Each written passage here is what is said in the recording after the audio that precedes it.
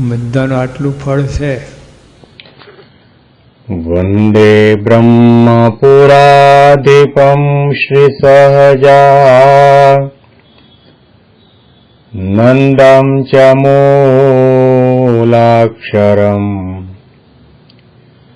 શ્રેયસ્કારણ સદ્ગુણેક નિલયમ શ્રી પ્રાગજીમ ભાવત બ્રહ્મોપાસનધારકમ ગુરુહરિમ યજ્ઞમ તથા યોગિનમ પ્રીત્યેવમ પ્રમુખમ મહંતમનિશમ શ્રીજી સ્વરૂપમ મુદા. મહિમાનો મહિમા પ્રવચનમાળામાં સૌને સાષ્ટાંગ પ્રણામ. હેપી વચનામૃત દ્વિશતાબ્દી મહોત્સવ. હેપી પ્રમુખ સ્વામી મહારાજ શતાબ્દી મહોત્સવ. પંચાળાનું વચનામૃત મનુષ્ય ભાવમાં દિવ્ય ભાવનું એટલે કે પ્રગટની ભક્તિનું વચનામૃત આપણે સાંભળી રહ્યા છીએ. અને મનુષ્ય ચરિત્ર જ્યારે ભગવાન કરે ત્યારે નિશ્ચય વગરનો જે ભક્ત છે એને શંકા કુશંકા થાય. ભગવાનના અન્વય સ્વરૂપનું પણ જ્ઞાન હોવું જરૂરી છે અને ભગવાનના વ્યતિરેક સ્વરૂપનું પણ જ્ઞાન જરૂરી છે. અક્ષરધામની અંદર રહેલા ભગવાન પુરુષોત્તમ નારાયણના મહિમાનો પણ ખ્યાલ હોવો જોઈએ અને એના એ ભગવાન અનંત જીવોના કલ્યાણ કરવા માટે અને ભક્તોના મનોરથ પૂર્ણ કરવા માટે માનુષી તનું ધારણ કરીને આ પૃથ્વી પર પધારે ત્યારે એ સ્વરૂપનું જ્ઞાન અને મહિમા જરૂરી છે. અને એટલા માટે શ્રીજી મહારાજ પોતે સમજાવે છે કે કલ્યાણ કરવા માટે કૃપા કરીને ભગવાન સજાતી થાય છે. એનો આગળનો ભાગ આપણે વાંચીએ. શા માટે તો મનુષ્યને વિશે હેત થાય છે અને સુવાણ થાય છે, પણ પશુને અને મનુષ્યને હેત સુવાણ થતી નથી. અને પશુને પરસ્પર હેત અને સુવાણ થાય છે. કેમ જે સજાતિમાં હેત થાય પણ વિજાતિમાં થાય નહીં, તેમ ભગવાન પોતાના દિવ્ય ભાવનો સંકોચ કરીને પોતાના ભક્તને પોતામાં હેત થાય તે સારું માણસ જેવા જ ભગવાન થાય છે, પણ દિવ્ય ભાવ જણાવતા નથી. અને દિવ્ય ભાવ જણાવે તો વિજાતિપણું થાય. માટે ભક્તને પોતામાં હેત અને સુવાણ થાય નહીં તે સારું મનુષ્ય રૂપે ભગવાન થાય છે. ત્યારે પોતાનો દિવ્ય ભાવ છે તેને છુપાવી રાખવો તે ઉપર જ પોતાની દ્રષ્ટિ રહે છે. અને છુપાવતે કદાચિત પોતે કોઈ કાર્યમાં ઉતાવળા થઈ જાય છે ત્યારે દિવ્ય ભાવ જણાઈ આવે છે.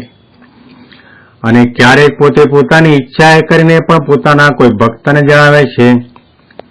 જેમ શ્રી કૃષ્ણ ભગવાન ભીષ્મને મારવાને ઉતાવળા થયા ત્યારે મનુષ્ય ભાવ ભૂલી ગયા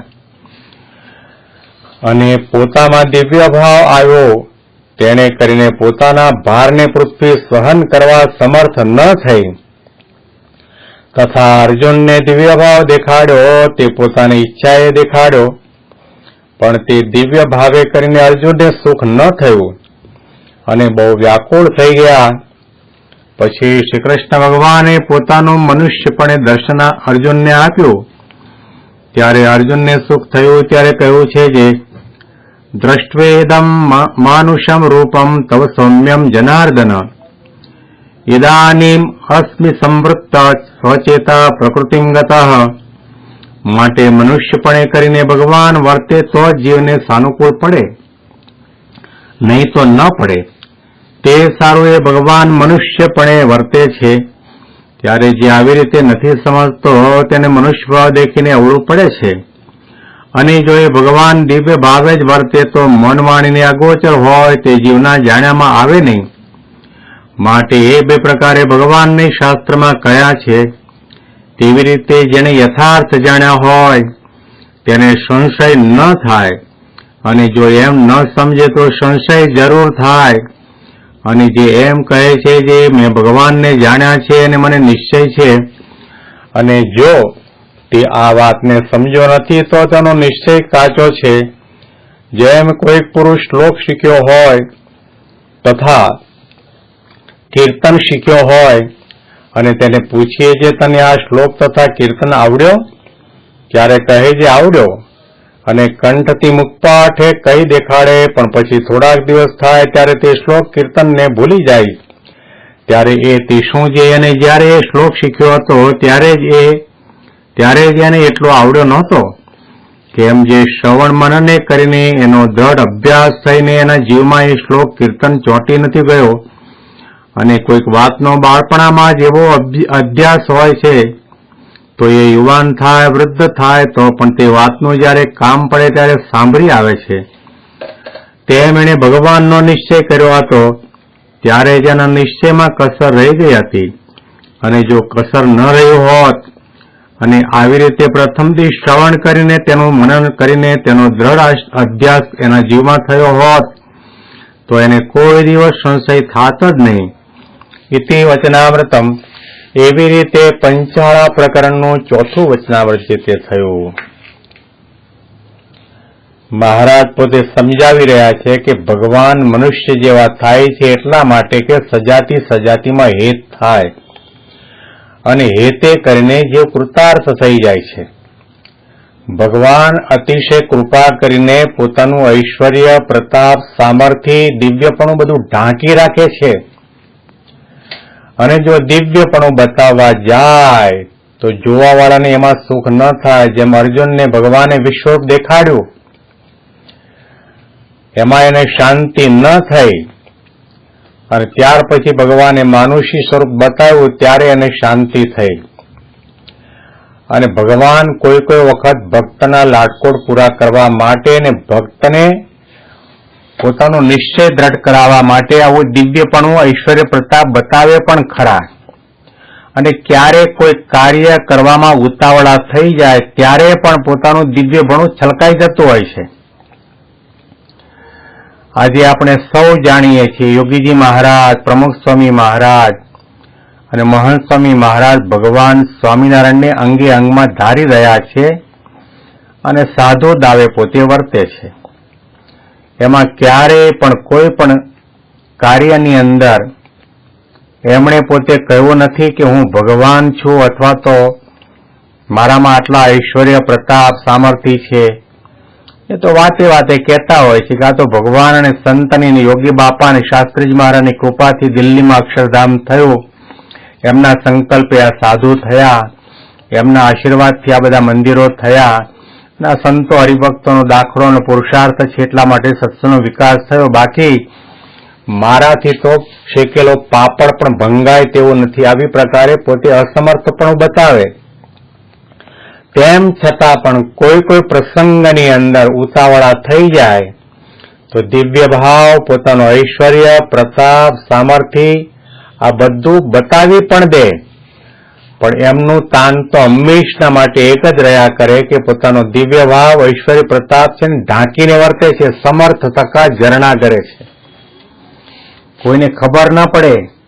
અને આપણા જેવા આપણા થઈ જાય, આપણા જેવા સ્વભાવને ધારણ કરે, આપણા જેવું અજ્ઞાન ધારણ કરે. યોગીજી મહારાજ પોતે 1970ની સાલમાં આફ્રિકા પધાર્યા હતા, અને ત્યાં આગળ એક હરિભક્ત છે દૂધનું પેકેટ લઈ આવ્યા, અને પછી વિવેક સાગર સ્વામી તે વખતે નારાયણ ભગત તરીકે હતા, એમણે બાપાને કહ્યું, બાપા આની અંદર દૂધ છે. તો બાપા પોતે એકદમ એકાગ્ર આંખો કરી, ચકડવકડ આંખોથી દૂધના પેકેટને જોવા લાગ્યા. કાગળમાં દૂધ રહે, તપેલામાં રહે, લોટામાં રહે, વાસણમાં રહે, હવે પછી તાંબા પિત્તળનું વાસણ હોય, કાચનું વાસણ એમાં રહે, પણ આ કાગળમાં દૂધ? તો કે બાપા હું તમને બતાવું. એમ કરીને કાગળનો ઉપરનો ભાગ કોથળીનો કાપ્યો, દૂધ એક પાત્રમાં રેડ્યું તો દૂધ નીકળ્યું. બાપા એકદમ રાજી થઈ ગયા, ઓહો આ તો આપણને ખબર જ નથી. અને આ બધું ન જોયું હોત તો શું થાત? આવું મનુષ્ય ચરિત્ર પોતે કરે, બાળક જેવા બની જાય, અને પોતે અજ્ઞાનપણું અસમર્થપણું, ડર બતાવે, ભય બતાવે, શોક બતાવે, ભૂખ તરસ બતાવે, આવા પ્રકારના ચરિત્રો કરે એટલા માટે કે આપણને એમનામાં હેત થાય, એ સાજા થાય, માંદા થાય. અને જે માંદગી ગ્રહણ કરે એની અંદરથી તો કેટલા લોકોની માંદગીને દૂર કરે છે. મોટા મોટો જન્મમરણનો રોગ દૂર કરી નાખે, ટાળી નાખે. કારણ કે સ્વામી બાપા બીમાર થાય એટલે લાખોની સંખ્યામાં સંતો અને હરિભક્તો માળા કરે, પૂજા કરે, પ્રદક્ષિણા કરે, તપ કરે, પ્રાર્થના કરે. એ કરાવવા પાછળનું કારણ એટલું જ છે કે એવા સંત છે જાણી જોઈને બીમારીને ગ્રહણ કરે. બાકી એ પોતે બીમારીથી પણ પર છે, કર્મથી પણ પર છે અને બધા પ્રકારના આંતરિક ભાવોથી પર છે, ગુણાતીત પુરુષ છે. તેમ છતાં પણ આપણને એમના માટે હેત થાય, લાગણી થાય, મનમાં દુઃખ થાય, આપણને ચિંતવન થાય કે બાપાને જલ્દી સારું થઈ જાય, એમને જલ્દી આરામ થઈ જાય અને વધારે ભીડો ન પડે. આવી પ્રકારનું આપણને એમનામાં હેત થાય. અને હેત થાય એટલા માટે જ મહંત સ્વામી મહારાજ ઘણી વખત વાત કરે કે સજાતીમાં હેત થાય. એક પરિવાર પોતાના નાના બાળકને લઈને યાત્રા કરવા માટે નીકળ્યો અને એક વૃક્ષ નીચે વિશ્રાંતિ લેવા માટે બેઠા. તે વખતે આ નાનો એવો બાળક તો ચાલતા તો શીખતો જ નહોતો, પણ બાજુમાં ચાલતો એક ભોંયરા જેવું હતું, બખોલ જેવું હતું, એની અંદર ઘૂસી ગયો. અને પછી આ લોકો તો માતા પિતા બંને ચિંતામાં મુકાણા કે બાળકને બહાર અંદર તો પોતે જઈ શકે નહીં, કારણ કે એ જે બાકોરું હતું એનું કાણું બહુ નાનું હતું, એક બાળક જ જઈ શકે. જેમ જેમ બાળકને બોલાવે તેમ અંદર જતું જાય. આ લોકોને બહુ ચિંતા થવા માંડી, રડવા માંડ્યા. એમાં એક કોઈ બુદ્ધિશાળી માણસ ત્યાંથી પસાર થયો. એને કહ્યું કે અમને મદદ કરશો કે શું છે? કે અમારો નાનો બાબો છે, રમતો રમતો આ ભોંયરામાં, આ બાકોરામાં જતો રહ્યો છે. જેમ જેમ બોલાવીએ તેમ અંદર જતો રહે છે, બહાર નથી નીકળતો. એને બહાર કાઢવાનો કઈ ઉપાય મદદ કરો ને. એ બુદ્ધિશાળી માણસે કહ્યું કે એને બહાર કાઢવા માટે બીજો કોઈ ઉપાય નથી, એક જ ઉપાય છે.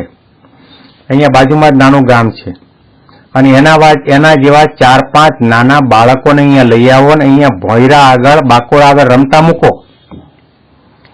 અને એના કહેવા પ્રમાણે નાના બાળકોને લઈ આવ્યા, ત્યાં રમતા મૂક્યા, ચોકલેટ આપી, પીપરમેન્ટ આપી, રમવા માંડ્યા.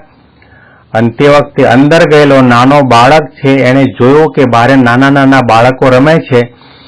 તો ઢીચણીએ ચાલતો બાકોરામાંથી બહાર નીકળ્યો, તરત એને પકડી લીધો. એમ ભગવાન પોતે પણ આવી રીતે આપણને ભોંયરામાંથી, બાકોરામાંથી બહાર કાઢવા માટે આપણા જેવા થાય છે. આપણે સેવા અંગીકાર કરે છે, આપણને હેતપ્રીત કરે છે, આપણને સારું લાગે એટલા માટે આપણી ખેતીના વખાણ કરે, બળદના વખાણ કરે, ગાડાના વખાણ કરે, ઘોડાના વખાણ કરે, ઘરના વખાણ કરે, ફેક્ટરીના વખાણ કરે. બાકી એમની નજરની અંદર, અનંત કોટી બ્રહ્માંડની અંદર કઈ વસ્તુ નજરમાં નથી આવતી જેના એક રોમની અંદર અનંત કોટી બ્રહ્માંડો પરમાણુની માફક ઉડતા ફરતા હોય. એમાં આપણી દાણા રાખવાની 5-50 કિલો અનાજ રાખવાની કોઠી નજરમાં આવે? 2-5 લીટર દૂધ આપતું હોય એવી ગાય કે ભેંસ નજરમાં આવે? અને આપણા ધૂળના મકાનો એમને નજરમાં આવે? પણ કહેવાનું તાત્પર્ય એટલું છે કે આપણે કંઈ લઈને ગયા હોઈએ, ઢેબરા બનાવીને લઈ ગયા હોય, દૂધીના થેપલા લઈ ગયા હોય તો સ્વામી રાજી થાય ને ઠાકોરજીને ધરાવીને અંગીકાર કરે, બહુ સારા હતા. એ શાના માટે કે આપણને એમના માટે હેત થાય. બાકી અમને થેપલામાં રસ નથી, કોઠીમાં રસ નથી, ને ગાડીમાં રસ નથી, ને દુનિયાના કોઈ પદાર્થમાં રસ નથી. તો અહીંયા મહારાજ પોતે એટલું બતાવે છે કે ભગવાન પોતે જાણી જોઈને આપણા જેવા થાય છે, આપણું કલ્યાણ કરવા માટે. સજાતીમાં હેત થાય. બાકી દિવ્ય ભાવે વર્તતા હોય તો એમની સાથે આપણો મેળ ખાય જ નહીં. અને ભગવાન અને સંત એટલી કરુણા કરે છે કે જાણી જોઈને પોતાનું ઐશ્વર્ય છુપાડે છે અને એકદમ સાવધાનપણે વર્તે છે કે આ ઐશ્વર્ય પ્રતાપ છૂપું ન થઈ જાય, પ્રકાશિત ન થઈ જાય, બધાને લોકોને ખબર ન પડે એવી રીતે. પણ જે જોવાવાળો ભક્ત હોય એને પોતાને ખ્યાલ આવે. જેમ ગુણાતીતાનંદ સ્વામી એ બળદગાડીમાં બેસીને જતા હતા અને કેટલાક હરિભક્તો પાછળ પાછળ ચાલતા હતા અને સ્વામીના દર્શન કરતા હતા. કોઈએ કહ્યું ભગતજી મહારાજને કે ભગતજી પ્રાગજી ભગત નજીક આવો ને, અહીંયા નજીકથી સ્વામીના દર્શન સારા થાય છે. ત્યારે ભગતજી મહારાજે કહ્યું કે આ સાધુની ગોદડીના ટેભે ટેભે મને કરોડ કરોડ સૂર્યનું તેજ દેખાય છે. પેલા એકદમ નજીક ચાલતા હતા તો ગોદડી સિવાય ને ટેભા સિવાય કઈ દેખાતું જ નહોતું, ગાડા સિવાય ને બળદ સિવાય કઈ દેખાતું નહોતું. પણ કહેવાનું તાત્પર્ય એટલું છે કે ભગવાન પોતે મનુષ્ય ભાવ ધારણ કરે છે એટલા માટે કે આપણને હેત થાય અને આપણે એમનામાં જોડાઈએ. બાકી ભગવાન તો મન વાણીથી અગોચર છે અને એને કરીને આપણને ભગવાનનો નિશ્ચય ન થાય. અને એટલા માટે મહારાજે કહ્યું કે કોઈ વ્યક્તિએ કીર્તન કે શ્લોક શીખ્યો હોય અને ત્યાર પછી એને બોલવામાં પૂછવામાં આવે આવડી ગયો કે હા બોલી જાય, પણ 5-25 દિવસ પછી પાછા પૂછીએ તો ગેંગે ફેફે થઈ જાય. તો મહારાજ કે એને બરાબર શીખ્યો ત્યારે બરાબર શ્રવણ મનન નિધિધ્યાસ અભ્યાસ બરાબર નથી કર્યો. એવી રીતે જેને પણ ભગવાનના પ્રગટ સ્વરૂપની અંદર મનુષ્ય ભાવ આવતો હોય, તર્ક વિતર્ક થતો હોય, સંશય થતો હોય તો સમજી લેવું કે એને જયારે ભગવાનનો નિશ્ચય કર્યો ત્યારે એ વખતે જ એના નિશ્ચયમાં કાચપ રહી ગઈ છે અને કસર ન રહી હોત તો એને ક્યારેય પણ ભગવાનના સ્વરૂપમાં અને ભગવાનના લીલા ચરિત્રમાં સંશય થાય જ નહીં. એટલા માટે મહારાજે આપણને અહીંયા આગળ જાણપણું આપ્યું છે કે ભગવાનના માનુષી સ્વરૂપ અને દિવ્ય સ્વરૂપ આ બંનેની અંદર સરખો ભાવ, દિવ્ય પ્રતાપ ઐશ્વર્ય પ્રતાપ બતાવે એમાં પણ આપણને આનંદ આવવો જોઈએ અને મનુષ્ય ચરિત્ર કરે એની અંદર પણ આપણને આનંદ આવવો જોઈએ, એ પણ આપણને ગમે. ભગવાન કૃષ્ણ પોતે ચોરી કરતા હતા તે પણ ગોપીઓને ગમતું. દૂધ દહીંના માટલા તોડતા ફોડતા હતા અને માથા ઉપર દૂધની અને દહીંની મટુકી હતી એને પણ તોડી નાખતા, તે પણ ગમતું હતું. અને પોતે પોતાની ટચલી આંગળીઓ પર ગોવર્ધન પર્વતને તોડતા હતા અને કાલિય નાગનું દમન કરતા હતા, તે પણ ગમતું હતું. અને પોતાના અધરબિંબ ઉપર મુરલી રાખીને એ મુરલીના દ્વારા પોતાના હૃદયનો સૂર વહાવતા હતા, એ પણ ગમતું હતું. અને ગોપીઓની મશ્કરી કરતા હતા, કપડાં ફાડી નાખતા હતા, નદી આગળ પાણી ભરવા જવા નહોતા દેતા, એ પણ ગમતું હતું. કારણ કે એમને ભગવાનમાં પ્રેમ થયો હતો, ભગવાનમાં હેત થયું. સજાતિમાં હેત થાય એમ મહારાજે પણ કહ્યું કે આવી રીતે ભગવાન કૃપા કરીને આવી રીતે આ પૃથ્વી ઉપર દર્શન દેવા માટે અને આપણા સૌનું કલ્યાણ કરવા માટે પધારે છે. તો એની અંદર આપણને ક્યારેય પણ મનુષ્ય ભાવ ન આવે, તર્ક વિતર્ક ન થાય, શંકા કુશંક ન થાય, એનું જાણપણું રાખીને આપણે સેવા કરીએ, ભક્તિ કરીએ, સત્સંગ કરીએ અને પ્રગટની ઉપાસના આપણે આ રીતે કરવાની છે કે ભગવાન સ્વામિનારાયણ પોતે આ ગુણાતીત સંતના અંગે અંગની અંદર સાક્ષાત બિરાજમાન થઈને રહ્યા છે. એના દર્શન કરીએ ત્યારે એમ માનવું કે હું ભગવાન સ્વામિનારાયણના દર્શન કરું છું.